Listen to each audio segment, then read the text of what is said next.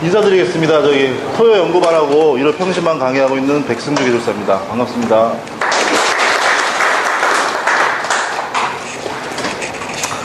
인사 자주 드리니까 좀 낯뜨겁기도 하네요.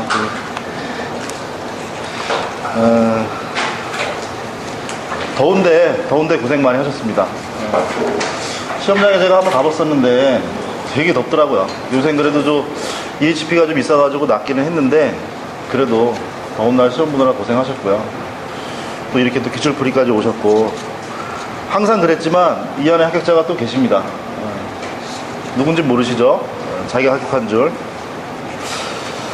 기운 내시고, 오늘 기출풀이는 늘상 말씀드립니다. 아까 원장님 말씀하셨듯이 이후의 흐름을 보기 위한 기출풀이니까 좀 속도를 빨리 내서 교재의 세부 내용은요 좀 찬찬히 읽어보시면 많이 도움이 됩니다. 그래서 어떤 맥, 그리고 앞으로의 출제 예상 부분, 그 중점적으로 좀 설명을 드리겠습니다. 바로 들어가겠습니다. 1-1번.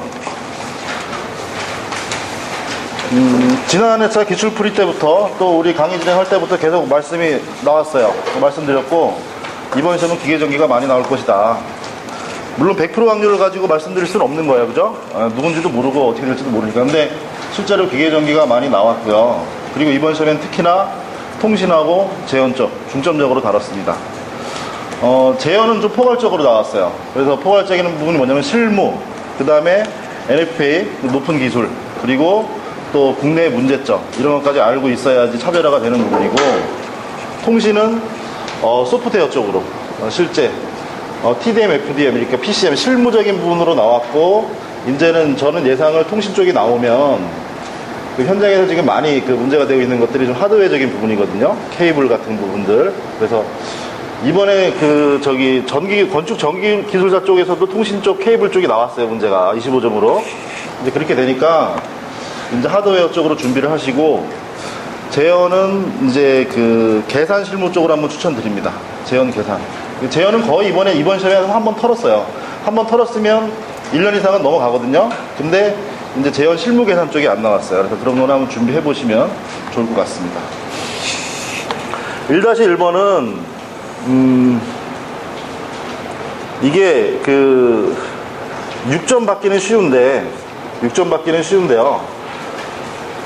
제가 시험 봤다면 맨 앞으로 꺼냈을 문제예요. 차별화적인 부분에서 다른 사람들보다 더 명확하게 답안을 쓸 수 있는 그런 문제입니다. 이 문제 두 줄 자체가 길이는 짧지만 상당히 좀 수준 높은 질문이에요. 딱 봤을 때는 뭐 생각나요? 1-1번 딱 보면 온도와의 관계 하면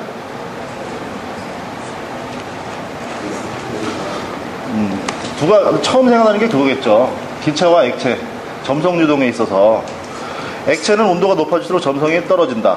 반면에 기체는 온도가 높아질수록 점도가 높아진다. 왜? 기체의 분자 운동론, 특론에서 언급이 되죠.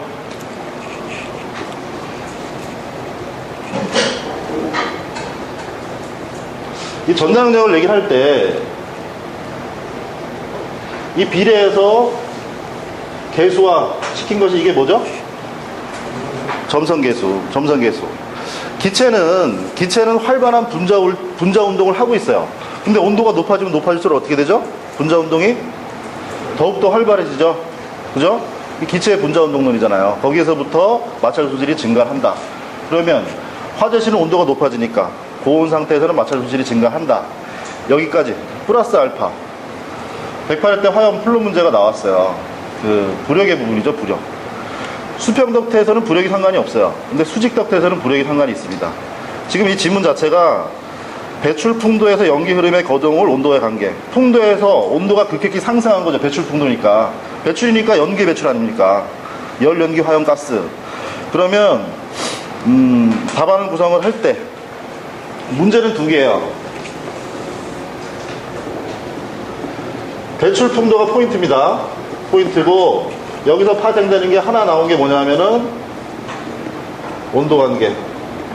또 하나 뭐예요? 네?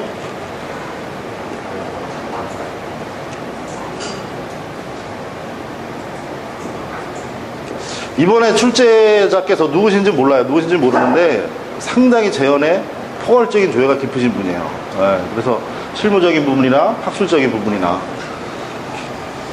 실무적인 부분에서 아연토 간판 두께가 뭐 생각나요? 사고 친놈 일로 있죠. 오른팔잡이 딱 나오죠. 딱 쓰면 끝인가요? 이제 그런 부분이 아니라는 거예요. 이거를 생각을 하셔야 돼요. 이거를. 무슨 말이냐면 특별 피난 계단, 특피 계단, 부속실에 수평 덕트, 수직 덕트를 설치합니다. 그죠? 수직 풍도는 뭘로 해야 돼요? 이걸로 하면 돼요? 수직 풍도는 화재안전 기준에 내화구조를 해야 되죠. 근데 내부면은 어떻게 해요? 기밀과 조독가 마찰 소지를 적게 하기 위해서, 신뢰성을 높이기 위해서 내부면은 뭘로 마감해요? 아연동원턴으로 마감하죠. 두께는 어떻게 해요? 사고 치는 밀리지 오른팔잡이 이렇게 돼 있나요? 밑에 있습니다. 이거 뭐 너무 질문을 많이 드리는 것 같네요. 내부면은 0.5T를 하고 있죠. 그래서 실제로 질문에서 그 기체에서의 점성 유동 전달 능력 언급해주고요. 그리고 덕트에서 사고 치는 밀로 있죠 오른팔잡이 썼으면 6점이고 추가적인 부분, 구력에 대한 부분, 그리고 이 배출 풍도잖아요. 배출 풍도 수직 풍도는 그 내화 구조로 하고 내부면은 0.5T로 한다. 근데 여기다가 또 안 적었지만 배출 덕트가 수평 덕트가 있는 부분은 어떻게 해요? 뭘로 해야 돼요? 그건 0.5T가 아니고 또 역시나 오른팔잡이를 해야 되죠. 예, 그런 부분. 1-2번은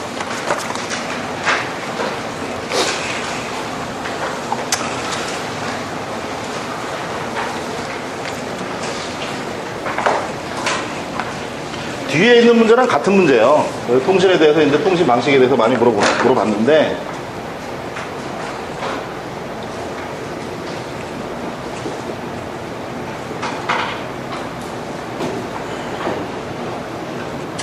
중계기에 그 수신기가 있겠죠, 그죠? 그러면 수신기는 중계기에 대해서 신호를 계속 계속 신호를 주고 받습니다. 구역별로 층별로 중계기가 있으면 겉에서 봤을 때는 얘 같은 경우는 계속 통신을 하고 있어요. 통신을 하고 있는데 이 중계기는 자기 구역에 자기 층의 신호만 보내기 때문에 다른 것들하고 간섭 여부를 판단하는 건 아니에요. 얘가 간섭을 구분을 해야 되겠죠. 이게 A에서 오는지 B에서 오는지. 그러면 이 신호를 구분할 필요가 있는 거야. 어떤 식으로 구분을 하냐? 주파수 대역으로 구분을 하냐? 아니면 시간을 자르는 거야. 인터벌 주고 A 신호 받고, 인터벌 주고 B 신호 받고. 실제로 이 아주 짧은 시간 동안이기 때문에 시간으로 분할을 했을 때는 시분할, 주파수로 분할을 했을 때는 주파수 분할, 이렇게 되는 겁니다. 실제로 국내 아령수신기 같은 경우는 대부분 시분할 쓰고 있습니다. 그리고 주파수 분할도 쓴다고 해요. 쓴다고 하는데 이 주파수 분할은 문제가 뭐냐면 노이즈 때 신호 오류가 생길 수가 있어요.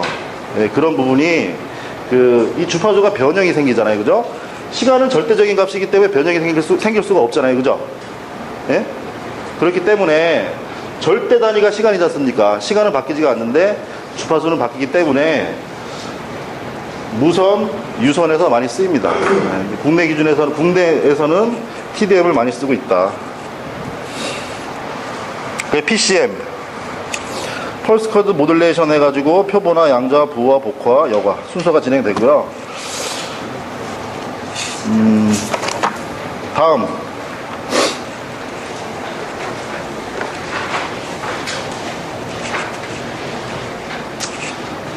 차보정 같은 경우는 그림을 잘 그리셔야 돼요. 네, 그림만 잘 그리시면 그냥 해결이 되겠죠. 그래서 저 같은 경우는 시험 볼 때 이런 좀 포인트가 되는 그림들 같은 경우는 몇 칸을 쓰고 가로 몇 센치를 쓰고 이거는 1점 세선, 2점 세선 이렇게 다 구분을 해놨었어요. 이렇게 그리다 보면 이게 3번 그려본 사람하고 50번 그려본 사람하고 이 그림의 질이 틀려요. 그 채점자가 딱 보기에도. 채점자가 한 페이지 보는데 몇 초 정도 걸린다고요? 평균 시간이? 네? 8초. 우리는 7, 8분 만에 쓰는데 채점자는 8초 만에 채점을 합니다. 근데 그 사람들이 이렇게 막 엉켜있고 막 지저분하게 돼 있는 거를 봐주질 않아요. 심플하게 가야 됩니다. 우리 시험지 한 칸에 몇 밀이에요? 네? 11.4. 11.4입니다. 한번 재보세요, 정확히. 10칸 재보고 10 나누면 되죠? 그죠? 114mm 딱 나옵니다. 요번에 바뀌었지. 그 전에는 몇 mm였어요? 딱 10mm였어요. 제가 시험 볼 땐 딱 10mm였어요. 그래가지고, 폭발 범위도 10cm, 10cm, 10cm. 이거 못 재죠? 각도기 없으니까. 그죠? 8.67cm. 폭발 범위도 나오면 얼마 그려야지. 차보정 나오면은 11칸 쓰고 그래프 그려야지. 계속 연습을 해보는 거야. 제가 붙었을 때 이거 나왔어요. 폭발 범위도 그리라고. 맨 첫 페이지에 이거 썼습니다. 10cm, 8.67cm, 60도 딱 나오거든요. 그럼 각 금방 나와요. 이거 그려보신 사람은 알겠지만 연습 안 해보신 분들은 여기 막 몰려요. 그려보신 분들은 아실 거예요. 여기서 막 몰려가지고 내가 그리고도 이거 점을 못 찾아. 예. 이거는 훈련을 해보셔야 돼요. 기술적인 부분이 아니고 테크닉적인 부분입니다. 근데 저도 3년이 돼가지고 좀 녹이 슬었어요. 좀 그림이 이상해도 이해해 주십시오. 화재가 얘는 뭐예요? 응? 급격한. 얘는 완만한. 얘는 일시적인 화재 조건 되게 비화재가 조건이 되겠죠, 그죠? 다시 얘기하면 얘는 불꽃 연소, 얘는 혼소, 얘는 주방등 비화재보 조건, 이렇게 볼 수 있겠어요. 감지기 특성을 보면 얘는 뭐예요?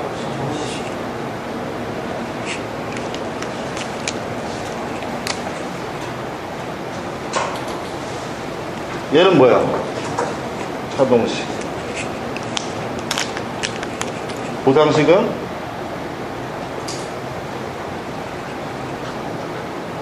이렇게 된다고 치죠. 이 선을 만났을 때 감지가 되는 겁니다. 그러면 차를 먼저 해볼까? 급격한 만나나요? 차동식? 만났죠? 일시적 비화재보 조건 만났나요? 만났죠? 여기 완만한 어떻게 됐어요? 못 만났죠? 못 만났으면 뭐가 되는 거예요? 못 만났으니까 실보 되잖아요. 그죠? 그 다음에 정원식. 정원식은 여기서 급격한 만났나요? 만났죠? 그 다음에 완만한 만났나요? 만났죠? 일시적 비화재보 만났나요? 안 만났죠? 그러면 보상식 보시죠. 보상식은 급격한 만났나요? 네, 만났습니다. 왜 잘못 그렸다는 거야, 이게?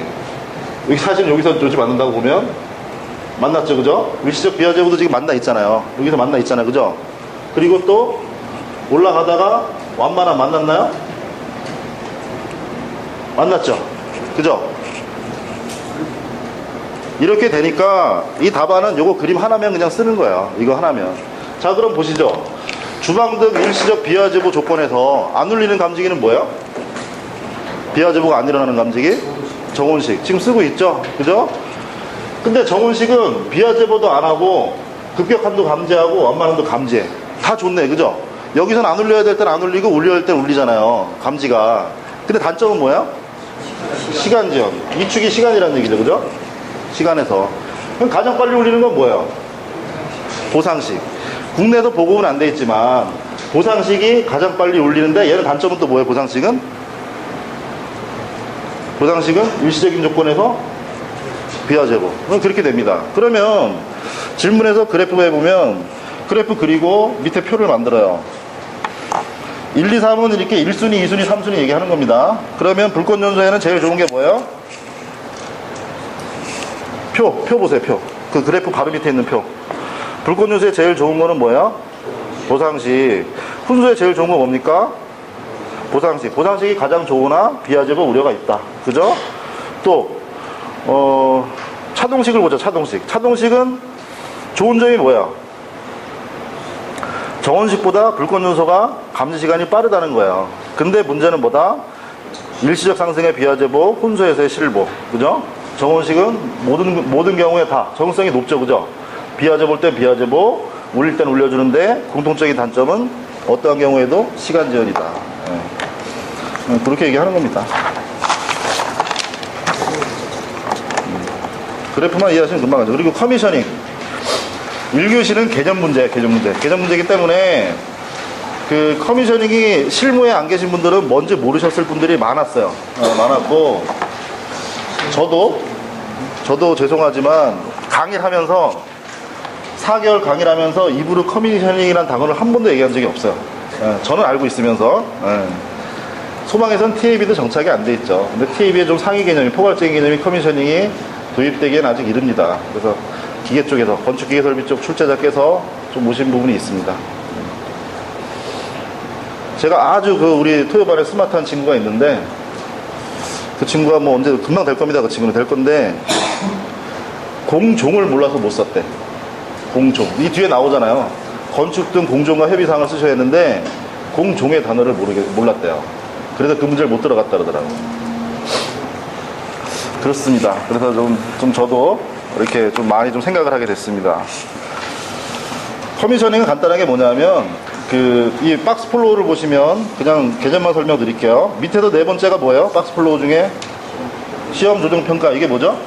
TAB. 그러니까 준공 단계에서 완성 검사 시운전만 하는 게 아니고, 이 커미셔닝 같은 경우는 초기 단계에서부터 실제로 일정 규모 프로젝트가 되면 이제 건축 기계 설비 같은 경우는 TAB 요원이 착공시부터 상주를 해요. 이 커미셔닝 개념이에요. 그러니까 마지막에만 시운전을 하는 게 아니고 설계 도서에서부터 마지막 시운전, 그리고 준공자한테 인수인계까지, 또 그 이후에 1년 단위로 끊어가지고 전체 커미셔닝을 한 번 더 해요.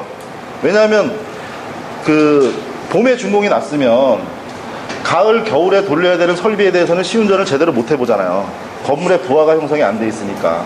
그런 게 기계설비 개념에도 있습니다. 그래서 우리 소방에서도 뭐 준공 이후에 뭐 동절기 대책이라든가 어떤 뭐 작동 종합 대책, 점검 대책, 이런 것들에 대해서 연관이 있겠죠. 그래서 이거는 암기로 되는 부분이 아니고, 설계에서부터 준공, 시운전, 인수인계, 그리고 그 이후에 인수인계 이후에 유지관리까지 커미셔닝 개념을 갖고 설명하시면 돼요. 그 다음 초고층 건축물에서 가장, 우리 소방에서 가장 중요한 거 두 가지 뭐라고요? 초고층에서 가장 중요한 거 두 가지. 상층 연소 확대, 또 수직적 피난 대책. 그죠? 그러니까 이번에 그게 다 나온 거예요. 상층 연소 확대, 리프로그, 커튼홀 상층 연소 확대, 더블 스킨 계속 얘기했죠. 커튼홀 스프링클러가 이번에 나온 겁니다. 나온 거고, 이게 간단하게 10점 문제를 이번에는 용어적으로 물어봤지만 25점으로 계속 나올 수밖에 없어요. 초고층 대책은 우리가 계속 고민해야 되니까. 그리고 수직적 피난 대책. 초고층은 뭐예요? 수직적 피난? 피난연승관계의 피난안전층, 이렇게 되는 거예요. 상대적으로. 그래서 앞으로 예상될 문제는 커튼홀 25점은 준비를 꼭 하셔야 되고요. 커튼홀 스프링클러 하셔야 되고, 그리고 수직 피난 대책에서는 피난형 승강기의 피난전층을 이용한 단계적 피난 대책, 피난 전략이죠. 피난 전략 구상하고, 그리고 고층 건축물의 피난기구. 이번에 사기시 맨 마지막 문제 나왔었죠. 피난기구 15층이라고 언급이 됐지만 피난기구에서 포괄적인 개념을 물어봤어요. 고층에서의 피난 대책이 지금 국내에서 법적으로 전무하다는 얘기 말씀드렸었어요. 피난기구에 대한 대책이. 그래서 그거 준비하셔야 됩니다. 리플로그는 뭐냐면, 옆에 사진 넣어놨죠? 수업 시간에 자료 드리면서 말씀드렸는데, 그러니까 영어권 애들은 좀 말을 쉽게 참 잘 쓰는 것 같아요. 개구리가 뛰는 영상을 얘기를 합니다. 또 애들끼리 놀 때도 이렇게 사람을 뛰어넘는 놀이 같은 거 있잖아요. 그거 전부 다 리플로그라고 얘기를 해요. 플로그가 개구리고 뛰어넘는다는 얘기예요. 그런 말씀도 드렸었고, 외벽을 통한 커튼홀에서 커튼홀 외부를 통한 상층 연소 확대를 리플로그라고 하고, 커튼홀과 바닥 사이의 틈새, 오른쪽에 있는 그림 있죠? 그럼 이 외벽 커튼홀에서 지금 회색으로 되어 있는 부분은 뭐예요? 음영 처리되어 있는 부분은? 예? 뭐예요? 화재 확산 방지 구조 좋죠. 딱 보시면 아셔야죠. 딱 보면 아셔야죠. 그리는 사람이 대충 그렸어도. 화재 확산 방지 구조에서 그런 좋아요. 그 그림을 한번 떠올려 보세요. 그러면 커튼홀 외부를 통한 상층 연소 확대, 리플로그 대책은 뭐가 되는 거예요?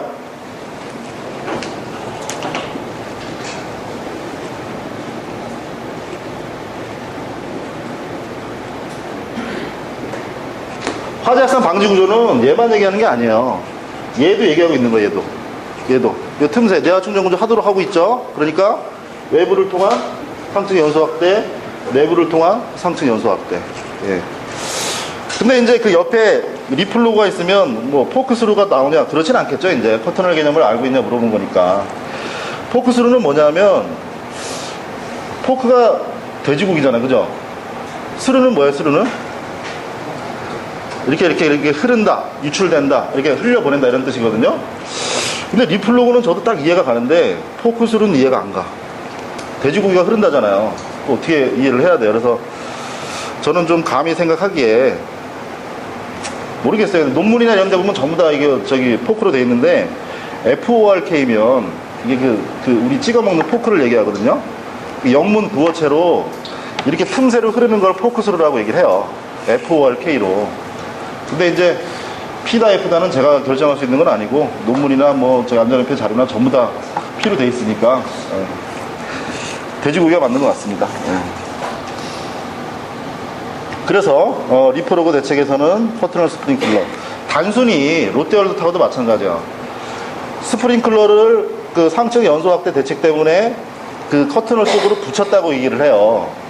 무슨 얘기냐면 그 커튼홀 유리면에 대해서 그 파손 대책, 냉각 대책을 위해서 그 표준형 스프링클러를 붙여봤자 중요한 거는 이 벽면 살수 밀도가 중요한 거예요. 표준형 스프링클러는 바닥 살수 밀도죠, 그죠? 원형으로 뿌립니다. 근데 이 벽면에 대한 살수에 대한 헤드는 커튼홀 스프링클러를 썼어야 된다는 얘기죠. 예. 그렇습니다. 그래서 그 요번에 두바이 그 저번 화재에서도 커튼홀 스프링클러가 적용이 됐었었죠. 그 호텔에도 필요합니다. 그 다음 6번 플랩 댐퍼. 예. 우리 반에서 저도 방화 댐퍼 새 빠지게 했더니 플랩 댐퍼 나왔네요. 그죠? 예. 뭐 준비하시는 분은 준비하실지 모르겠지만 우리 반은 준비 못했습니다. 제가 방화 댐퍼나 외우시라고 했기 때문에 방화 댐퍼 나올 수 있고요. 근데 상대적으로 흐름이 KS보다는 조금 기술 기준으로 이제 흘러가고 있어요. 기술 기준들이 계속 나오고 있잖아요. 밑에 저 회색으로 음영 처리한 박스에서 보면 이게 시험 항목들이에요. 시험 항목들인데 이번 시험에서 이 중에 5개 쓰라고 나온 거거든요. 그 위에 답에서 이제 5개 해가지고 답안을 우리 연구반 선생님께서 만들어 주셨는데 풀이 옆에 성함이 있습니다. 이거 풀이들 보면 좋습니다. 그러면 이제 이거 5개 쓰는 거 나왔으니까 이제는 이걸 어떻게 해야 되냐? 과감히 버려버리셔도 되죠. 버려버려도 되는데 굳이 이제 조금 겨울에 합격권에서 준비하시는 분들은 왜냐하면 플랫 댐퍼라는 게 중요해요. 중요한 패시브적, 그러니까 자동 차압 조절, 과압 방지에 대해서 가장 패시브적인 그 신뢰성이 높은 게 플랫 댐퍼고 유럽이나 선진국에서도 우리처럼 액티브 댐퍼가 아니고 플랫 댐퍼를 쓰도록 권장하고 있거든요. 2개 이내 다 쓰고 있지만 어떤 제한하고 있다고요? 이행 기준에서 5초 이내, 10초 이내 5%, 그죠? 자동 차압 조절한 댐퍼를 썼을 때. 그렇기 때문에 국내에서도 플랫 댐퍼로 가야 됩니다. 기술력을 키워서 TAB에 대한 빅데이터가 쌓이면. 그러면 여기서 출제 예상은 밑에 회색 박스에서 다시 낸다 그러면 뭐 낼까요? 출제자가 내신다고 하면 저번에 5개 쓰라고 됐으니까 이번엔 전부 다 쓰라고 될까요? 어떻게 생각되세요? 이거는 정답이 있는 질문이 아니에요. 생각을 여쭤보는 거야. 저 같으면 플랩 댐퍼 성능 인증 및 제품 검사의 기술 기준 시험 항목 중 전기 자기적 적합성 시험의 세부 시험 항목을 쓰시오. 뭐 이런 식으로 내보겠네요. 중요한 예상 문제는 아닙니다. 플랫 댐퍼 한번 나왔기 때문에. 근데 플러스 알파로 준비하실 분들은 이렇게 포커스를 줄여보십시오. 압축 공기법 설명해 주셨고요. 이 법규가 개정이 돼서 도입이 됐기 때문에 고팽창하고 저팽창을 같이 보셔야 돼요. 개념을. 네, 같이 보셔야 됩니다. 1-8번은 저는 제가 이거 분류할 때 이걸 위험성 평가로 분류를 했어요. 이 다특법이라서 건축법으로 넣을 수도 있는데 그런 흐름이 아니라고 저는 판단이 돼서. 왜냐하면 우리 전통시장 나왔었죠, 기출. 그 뒤에 FREM 나왔었죠, 그죠? 그 뒤에 이번에 화재현 평가 나왔단 말입니다. 제가 말씀드렸어요. 화재현 평가가 계속 나왔고 전통시장 직후에 FREM이 나왔기 때문에 두 개 비교하는 문제 나올 수 있다고 말씀드렸었어요. 지금 건축물의 화재 위험성을 지금 다중이용 업소를 점수로 평가를 하잖아요, 지금 여기서. 그죠? 그럼 점수가 있으면 위험 수준이 45점하고 위험 수준이 55점인 건물이 있어요. 근데 그러면 55점인 건물이 45점보다 더 위험하나요? 여기선 그렇게 얘기하고 있거든요. 근데 시험 항목이 체크리스트라는 거예요. 그게 맹점이에요. 간단히 얘기해서 무슨 말이냐면 배관이 수평으로 설치가 되었는가? 그래도 체크가 한 칸이에요. 에? 배관에 누수가 시작되었는가? 그래도 체크가 한 칸이에요. 근데 간단히 이렇게 설치가 되어 있는 거하고 누수가 시작되는 부분하고 위험도 차이가 똑같아요. 그러니까 이게 정량화가 된 것 같지만 이거는 정성적인 평가예요. 그래서 유럽에서부터 선진국에서는 FREM을 통해서 건축물의 화재 위험성을 정량적으로 평가를 해요. 왜? 그래야지 보험료를 얼마 받을지 결정이 나는 거예요. 그래서 그 건축물의 보험 때문에 국내에서는 화보에서 FREM을 도입하고 전통시장도 마찬가지예요. 그 이전에 대학교재 가지고 한번 그 설명을 드린 적이 있어요. 그 연구반 때. 뭐냐면 국내에서도 이제 어떻게 해야 돼요? 실손보상 하고 있죠. 화재가 났어. 이게 화재가 윗집을 태웠어. 윗집 누가 물어줘야 돼요? 내가 물어줘야 돼요. 그죠? 법이 바뀌었잖아요. 그런 부분에서 그렇게 되면 이제 화재 위험이 높은 건축물의 건축주는 어떻게 하겠어요? 보험을 들게 되겠죠. 그런 식으로 가는 겁니다. 그래서 간단하게 화재 위험 평가 유발지수 여기에 머물지 마시고 FREM하고 연관을 지어서 생각을 하셔야 됩니다. 자, 유소는 과거부터 기본적으로 있는 인접건물 연소 확대. 유소 인자 세 가지는 뭐야? 저는 두 가지로 여기서 구분을 했는데 세 가지는 뭐죠? 불이 직접 닿을 수도 있고, 불이 열을 보낼 수도 있고, 불이 날아갈 수도 있는 거야. 그죠?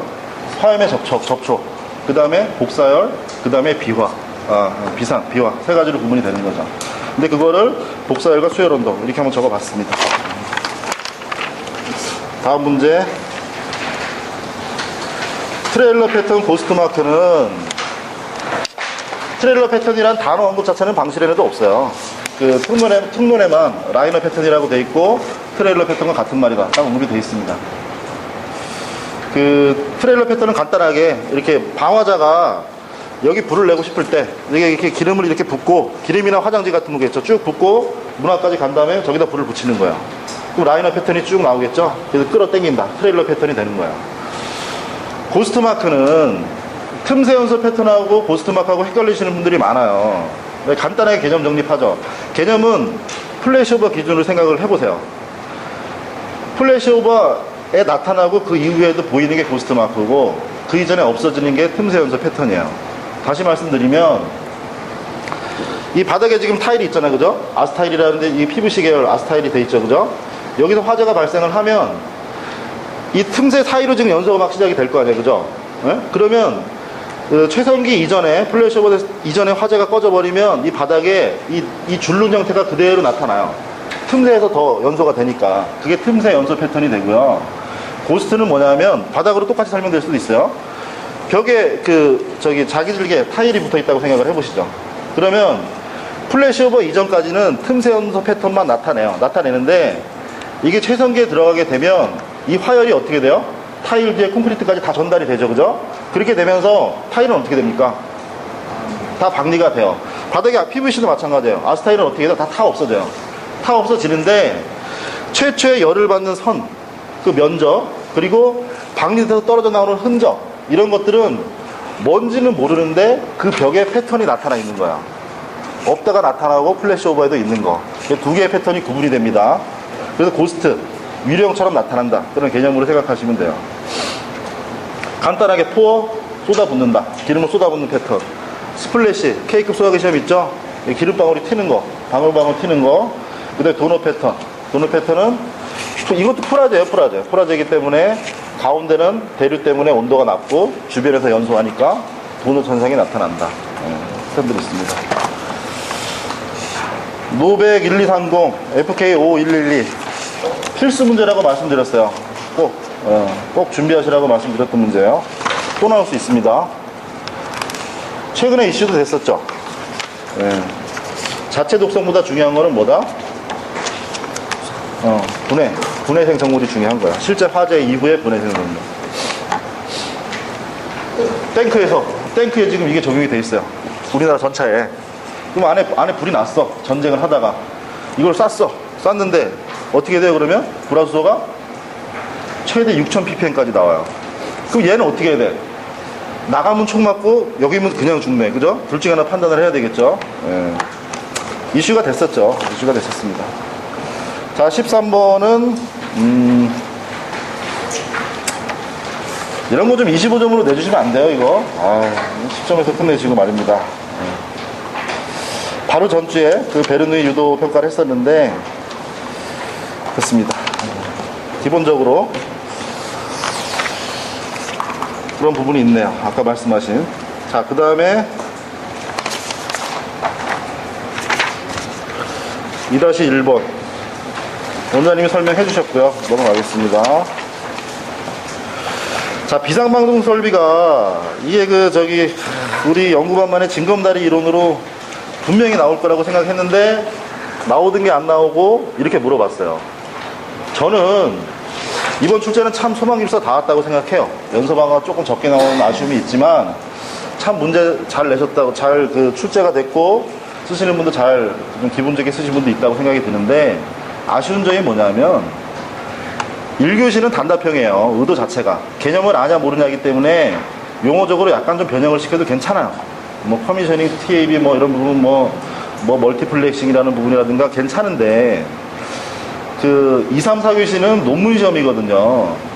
말씀드려, 큐넷에 들어가면 서술형 논문 시험이라고 돼 있어요. 기술사 시험이. 근데 뭘 물어보는지를 정확히 물어봐야죠. 2, 3, 4교시는. 저는 그렇게 생각합니다. 조금 처음에 어떻게 들어갈지 난해했어요. 비상방송 설립에서 경보 변환의 원리. 이거를 뭐 시퀀스를 얘기를 하나, 무슨 판넬을 얘기를 하나, 어떻게 풀어가야 되나 했는데, 간단하게.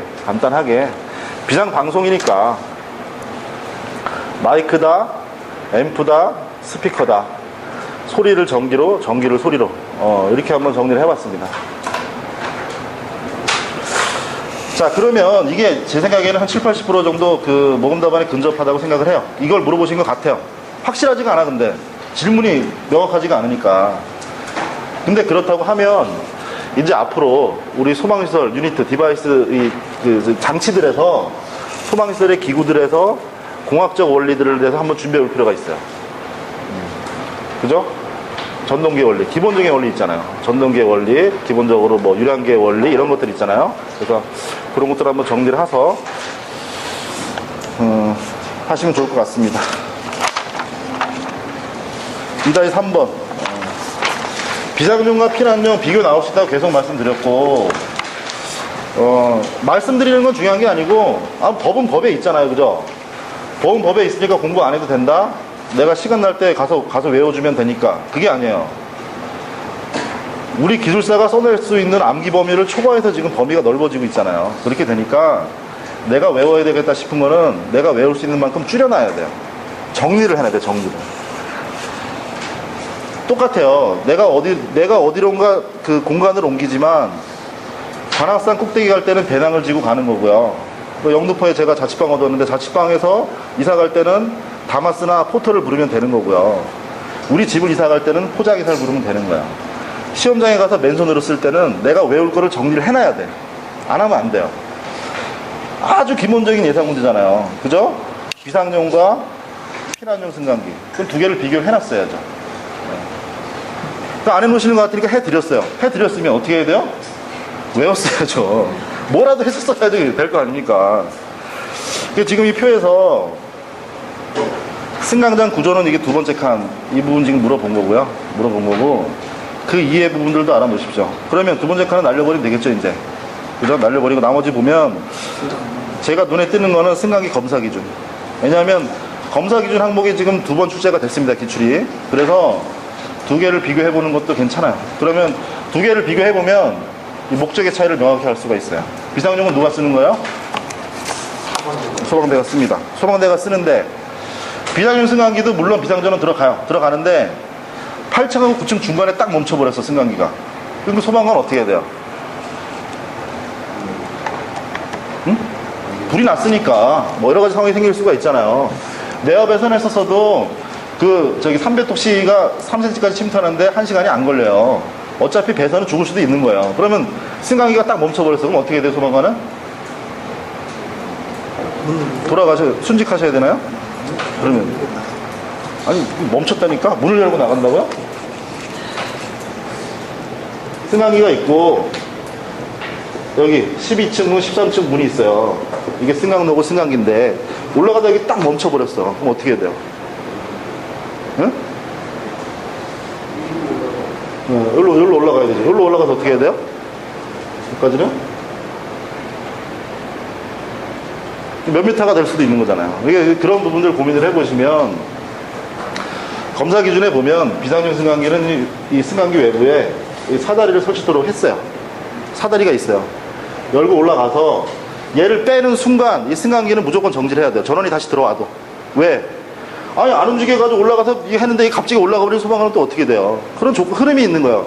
그랬는데 얘는 3m, 2.5m짜리인데 이게 6m야. 여기서 여기까지가. 그럴 수도 있잖아요. 그럼 어떻게 해야 돼요? 2.5m까지는 패시브적으로 여기 사다리 칸을 만들어 놔야 돼요. 그런 세부 기준들. 그러니까 이런 거는 암기라기보다 상황을 인식해서 검사 기준, 그 다음에 법규를 비교해서 이해하시면 이게 누구의 목적이다. 이런 거를 보실 수가 있겠죠. 그래서 그런 거 정리해 보시면 좋고요. 주거용은 좀 말이 안 되는 것 같습니다. 저는. 아니, 문제는 좋은 문제인데, 그러니까 앞뒤가 안 맞네. 말이 안 되는데 좋은 문제일 수가 없죠. 그러니까 쓰는 사람은 잘 쓸 수가 있는데 뭐 소화 펌프가 기동했는데 좀 시끄러우면 어떻습니까? 그죠? 더 시끄러워야 되는 거 아니에요? 불이 난 줄 알려면? 그 농담이고요. 그래서 질문은 기계 쪽 기계 개념에서 출제를 하시다 보니까 소음 진동을 물어보셨는데 우리가 이런 건 준비 안 했다. 안 했나요? 이런 거는? 배운 적이 없다. 이러실 수도 있잖아요. 그죠? 근데 그게 아니고 펌프의 이상현상. 펌프가 진동성을 발생시키죠. 또 배관의 고정 방법, 신축이음, 컨스탄트인가, 스프링인가, 리지드인가, 유볼트를 쓸 거냐, 슈를 쓸 거냐. 평가하고 심화에도 있었고 연구에도 있었고 교재도 전교에도 있었고 계속 있잖아요. 그런 것들을 조합해서 언급을 해주시면 됩니다. 기계 장치, 시스템, 그러니까 펌프에서의 소음, 배관에서의 소음, 그리고 노즐에서의 소음까지 보시면 좋을 것 같습니다.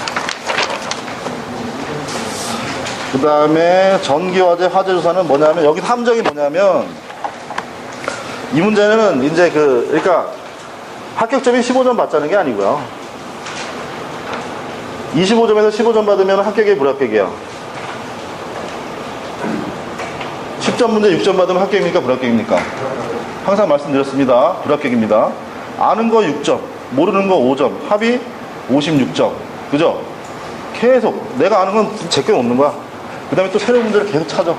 또 아는 거 6점, 모르는 거 5점, 합이 56점. 또 찾아. 중요한 건 뭐냐면 내가 아는 거 7, 8점을 받아야 돼요. 아는 거 6점인데 모르는 거 5점인데 올라탈 수 있는 방법이 있어요. 뭐라고요? 계산. 그죠? 아는 거 6점, 모르는 거 5점, 계산 100% 합격. 이렇게 되는 겁니다. 요번에 좀 힘들었겠네. 그죠? 10점 차이가 나왔으니까. 네. 함정은 뭐냐면 아무리 그냥 잘 쓰면은 이게 그 줄열과 스파크로만 쓰면 안 돼요. 문제는 뭐냐면 단어가 바라부라는 거예요. 바라부. 바라부하고 바라원은 개념이 틀립니다. 그 줄열과 스파크로 바라가 된 바라원의 개념을 찾는 게 아니고 중요한 거는 바라에 대한 구역을 찾는 거예요. 그래서 화재조사에 대해서 제가 그 대학 교재 가지고 한번 1시간 한 적이 있어요. 거기에 답이 있습니다. 바라원은 포인트를 얘기하는 거고 바라부는 구획을 얘기를 하는 거예요. 그래서 정기적 요인에 의해서 이게 발화되는 구역을 찾는 거예요. 포인트를 찾는 게 아니고. 그래서 여기서는 제일 핵심이 뭐냐면 대번호 3번에 외괄호 3번 보시죠. 전기에 의한 금속의 용융이 있고 표 있죠, 표? 표가 줄려가 그거 바로 밑에가 포인트예요. 읽어볼게요. 그 전에 요거 먼저 읽어보시죠. 저기 1번에 표 있죠. 화재 원인조사 발화부 발화원 개념부터. 예?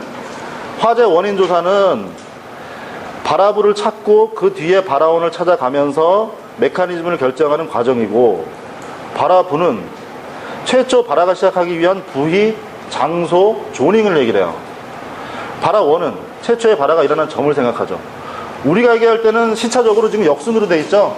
화재조사, 발화부, 발화원. 화재조사는 무조건 모든 플로우가 역순입니다. 실제 시간 흐름의 역순이니까 조사가 되는 거잖아요. 그죠? 뒤로 가면, 다시 아까 거기로 가면 통전 상태의 감식을 보시죠. 화재조사에서 통전의 여부는 매우 중요하다.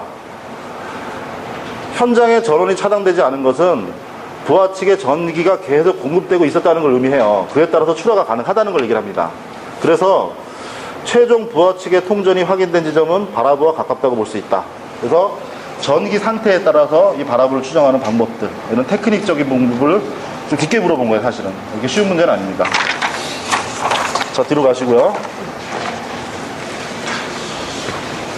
정압, 동압, 전압에 대해서 계속 나오고 있는데, 아직까지 우리 소방기술서에서 안 나온 게 뭐냐면 송풍기의 정압, 동압, 전압이에요.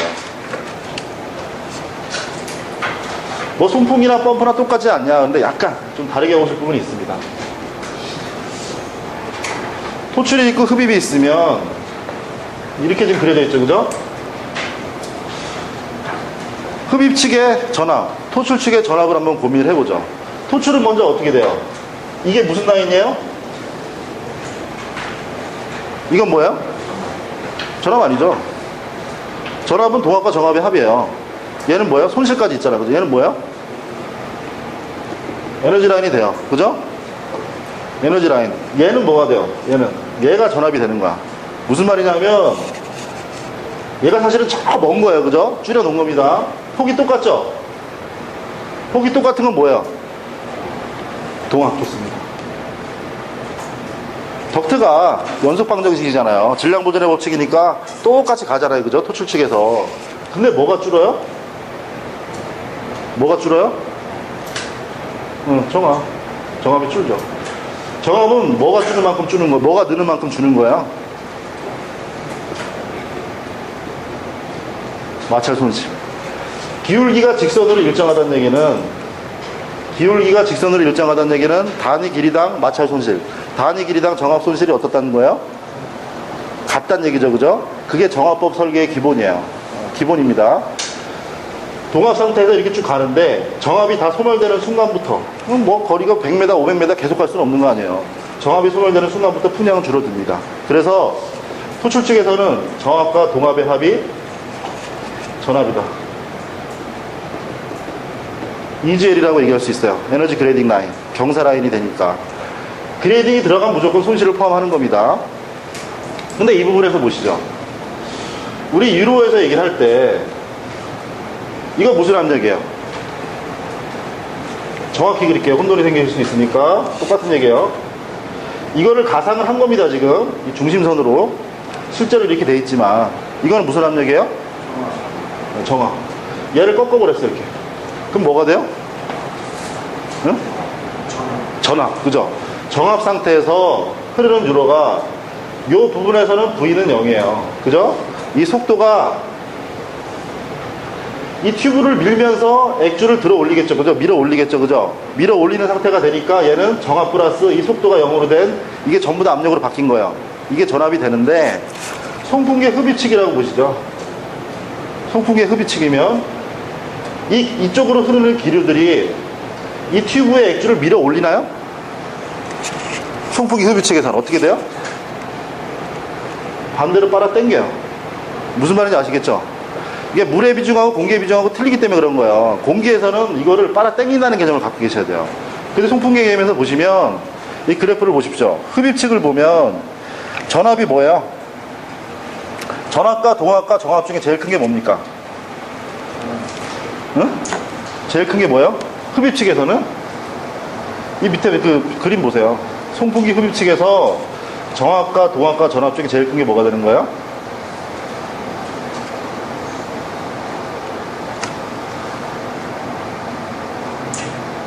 정압이 제일 크다고.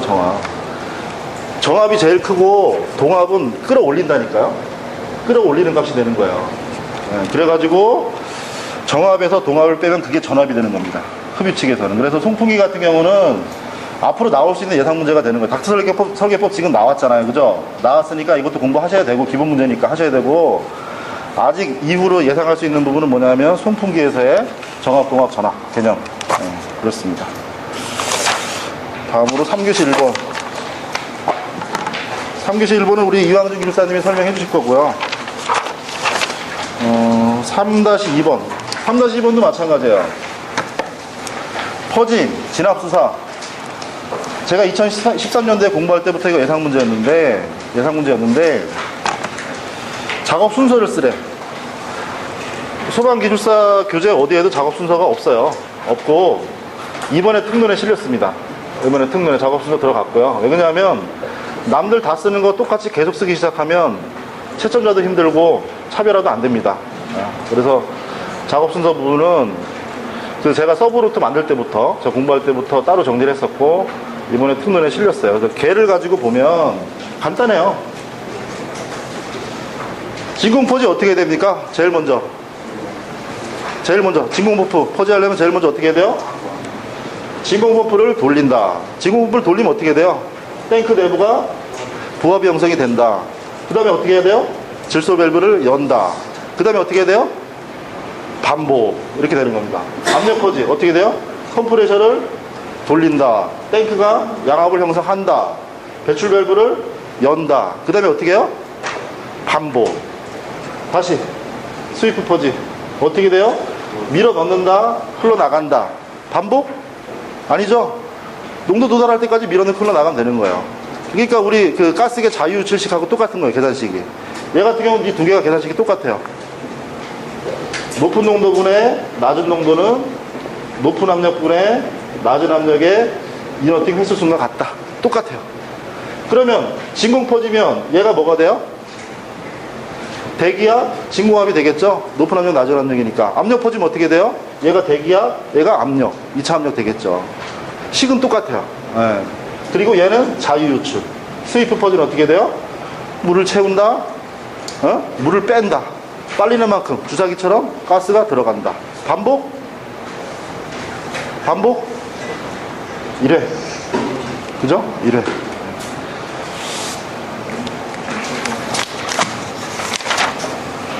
(3-3번은) 내년 2월부터 이제 그 유예기간이 5년이었어요. 주택에도 똑같은 거 교재 지금 준비했었습니다. 똑같이 준비 당연히 했었고 간단합니다.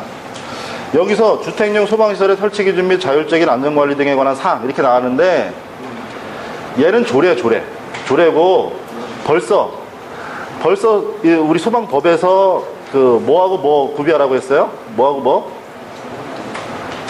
두 가지. 뭐요? 주택에 갖다 놔야 되는 거 두 개 뭐예요? 단독경보 감지기 또 소화기.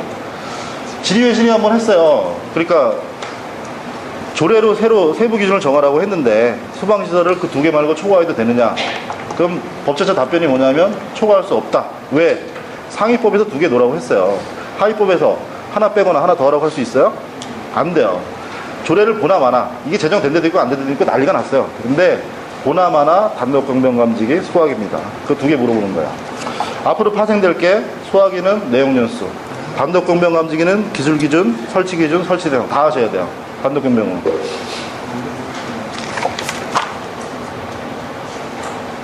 3-4번 콘덴서 고장 메커니즘과 화재 확대. 뒤에 박스 플로우 보시죠. 지금 이거 우리 예비기술사님 김현기 전기기술사시고 지금 소방기술사 예비기술사님이십니다. 그래서 답안 제가 부탁드렸는데 이 테크닉이 좋아요. 이게 좀 많이 만드는 방법인데 원인 메커니즘 그 다음에 고장이잖아요. 흐름을 이게 그 순간순간 25점 같은 경우는 자기가 시험장 가서 이런 거를 딱 가시적으로 보기 좋게 만들어낼 수 있어야 돼요. 훈련이 돼야 돼요. 원인에 대해서 과전류, 과전압, 서지가 되고, 고장은 내부 온도 상승, 용량 감소, 피막 열화. 이렇게 돼서 어떤 고장은, 예를 들어, 온도가 상승이 됐다고 아직 고장은 아니잖아요. 그죠? 변형이 생겼다? 고장은 아니잖아요. 그죠? 근데 그게 고장으로 넘어가면, 절연류 누유 발생, 그 다음에 정전 용량 감소, 유전 손실 증가, 무설 전류 증가. 이렇게 되는 겁니다. 그래서 그 분류가 잘 돼 있어요. 그래서 이걸 조금 더 우리 물분무 화재 때 공부했던 것처럼 변압기랑 똑같은 거예요. 풀 화재, 폭발이 돼서 캐스케이드 화재, 쏟아 넘쳐가지고 바닥에서의 풀 화재, 그에 대한 대응책 이렇게 가셨어도 좋습니다. 3-5번 결국에는 알키리 알루미늄, 알키리튬 대책을 물어보는 건데, 이건 들어가기 힘든 게 뭐냐면 이 설치 기준이에요. 설치 기준 이게 지금 한 그 13페이지 정도 되는 거를 제가 줄여 놓은 건데요. 설치 기준 같은 경우는 내가 줄이면서 솔직히 그래요. 편집을 하면서 이걸 누가 쓰고 또 여기다 편집하고 있는 나는 뭔가 또 나올 문제도 아닌데 난 누군가 또 여기 어디인가 새벽에 그러고 있고, 근데 이거 많이 줄인 겁니다. 정말 많이 줄인 겁니다. 줄일 때 주의하실 건 뭐냐면 빼면 안 돼요. 안 빼고 줄이는 테크닉이, 자료 편집을 계속 하시다 보면 내용을 안 빼고 최대한 줄이는 거, 그거를 우리 특론이나 설계및 시공 이렇게 책들 보시면 원래 법하고 한번 비교를 한번 해보세요. 아니면 내가 뭘 정리하고 싶다, 근데 그 책에 있는 거하고 법하고 내가 해본 거하고 비교를 한번 해보세요. 이게 상당히 그 진짜 관악산 꼭대기에 배낭 메고 가는 정도 타이트하게 잘 돼 있어요. 그러니까 그 이상의 그 스킬이 또 그 길러지셔야 되고요. 그렇습니다. 좀 덜 줄였습니다. 줄이다가 집어 던졌습니다. 그냥. 이동식 탱크는 이제 안 나옵니다. 지금 107회랑 또 맥이 같이 이어지는 문제인데, 107회 때도 나왔었죠. 이동식 탱크. 3-6번은 요거만 이제 마지막으로 설명하고 저 잠깐 쉬었다 하겠습니다. 이 모델하우스가 그 상당히 문제가 많이 됐었어요. 제가 현장에서, 건설 현장에 있을 때 이 모델하우스는 문제가 뭐냐면 가설주택이거든요. 가설건축물은 시군구청에 신고만 하면 돼요. 근데 과거에 면적 제한도 없이 아무것도 없이 그냥 가설건축물로 이 모델하우스가 들어가니까, 또 가설건축물이 될 수 없는 조건이 뭐냐면 내화구조예요. 그럼 내화구조로 져야 돼요, 안 져야 돼요? 모델하우스를 내화구조로 지면 안 되는 거예요. 내화구조로 짓는 순간부터 특정소방 대상물이 되는 거예요. 그래서 화재가 됐을 때 큰 문제들이 많았었는데, 이게 참 재밌습니다. 이게 그 흐름을 볼게요. 지금 쭉 보면 가설건축물에 대한 조건들이 이렇게 쭉 있고, 이제 국토교통부에서 이걸 어떻게 할 건가 하다 보니까 자기들끼리 업무 처리 지침을 만들어서 소화기 갖다 놓고 직통계단 설치하고 피난구 설치하고 지침을 만들었는데, 그러다 보니까 이 자동식 소화 설비가 없잖아요. 그죠? 그러니까 밤에 화재가 나면 다 타버리고 난리가 나는 거예요. 그래서 이 사람들이 보도자료를 냅니다. 그 고시를 하겠다고까지 얘기를 해요. 근데 2014년 9월에 시행이 된다고 그 고시안이 그 공고가 됐었는데, 그 내용이 뭐냐면 1000제곱미터 이상은 스프링클러 자동화재 탐지 설비를 갖춰라, 견본주택에 한해서. 그리고 1000제곱미터가 안 되더라도 비상경보 설비. 비상경보는 그 자탐에서 감지기만 빠진 겁니다. 하라고 됐는데 이게 고시가 안 됐어요. 고시가 안 돼서 2014년 10월에 국회에서 국정감사를 합니다. 하는데 그러니까 고시가 된다고 하니까 고시 날짜를 맞춰서 현장 실사 조사를 나갔는데 고시가 안 돼버렸어요. 그럼 어떻게 해야 돼요? 소화기 있나 없나만 보고 왔어요. 그냥 어쩔 수가 없잖아요. 법이 없으니까. 근데 그 이후에 국민안전처의 질의를 누가 해요. 이거 어떻게 됩니까? 가설건축물에 소화설비 어디까지 해야 됩니까? 답변이 뭐냐면 견본주택의 화재 안전에 관한 고시를 참조해서 설치를 하라고 답변을 해버려요. 고시가 안 됐습니다. 아직. 응? 이거 스프링클러 설치하라고 국토교통부에서 고시한 거는 소방법이 아니에요. 국민안전처로 질의할 게 아니고 국토교통부로 했었어야 돼요. 근데 국민안전처에서 설치하라고 해버려. 그래서 어떻게 되니까 지금 어떻게 되냐면 서울, 경기는 전부 다 스프링클러 설치합니다. 응? 질의여신이 나왔잖아요. 근데 어디는 하는 데가 있고 어디는 안 하는 데가 있어요. 다시 말해서 스프링클러 설치해라 마라를 어떻게 국토교통부에서 고시로 냅니까? 말이 돼요? 소방에서 내야죠. 그죠? 소방에서 내야 되는 부분이니까. 그러니까 또 마찬가지예요. 우리 예상 문제. 강화 캠핑장은 5명 죽었죠? 누워있다가 텐트에서. 그 뒤로 어떻게 됐습니까? 그 뒤로 텐트마다 단독경보용 감지기 소화기 비치해라. 이게 관광진흥법에 들어가 버려요. 그러면 소방서에서 고민을 하는 거야. 이거를 내가 감시를 해야 돼 말아야 돼? 우리 관할이 아닌 거예요. 그 서울시에서 다시 조례를 냅니다. 서울시 관대는, 그러니까 관광진흥법에서는 어떻게 됐냐면 그 몽골 텐트잖아요. 그때 불난 게. 기둥을 설치한 자립식 텐트만 2개마다 하나씩 소화기를 놔라. 이렇게 법을 넣은 거예요. 그 동영상 보시면, 그 뉴스 보신 분들은 기억하실 거예요. 옆 텐트에서 소화기를 막 나와서 쓰고 합니다. 그러니까 옆 텐트에서 끌 수 있으니까 2개면 되지 않냐. 2개 중에 하나면 되지 않냐. 서울시는 아니다. 서울시 관내 모든 임대 텐트는 전부 다 소화기를 설치해라. 조례를 만들어버려.